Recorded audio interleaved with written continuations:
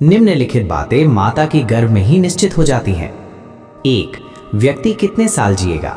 2. वह किस प्रकार का काम करेगा। 3. उसके पास कितनी संपत्ति होगी। 4. उसकी मृत्यु कब होगी। पुत्र, मित्र, सगे संबंधी साधुओं को देखकर दूर भागते हैं, लेकिन जो लोग साधुओं का अनुसरण करते हैं उनमें भक्ति जागृत होती है और उनके उस पुण्य से उनका सारा कुल धन्य हो जाता है। जैसे मछली दृष्टि से, कछुआ ध्यान देकर और पंक्षी स्पर्श करके अपने बच्चों को पालते हैं, वैसे ही संतजन पुरुषों की संगति मनुष्य का पालन पोषण करती है।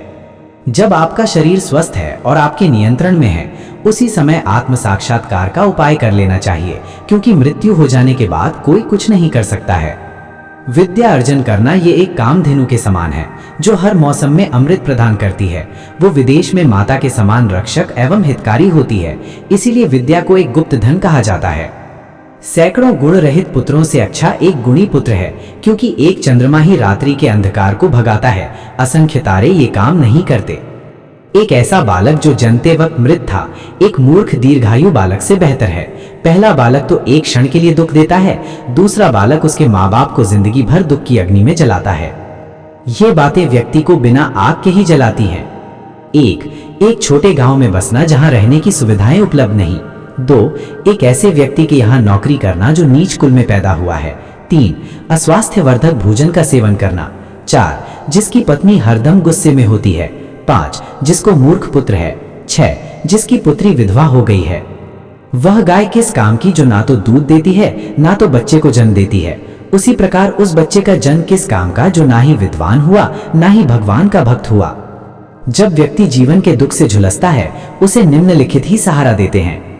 1. पुत्र और पुत्री। 2. पत्नी। 3. भगवान के भक्त।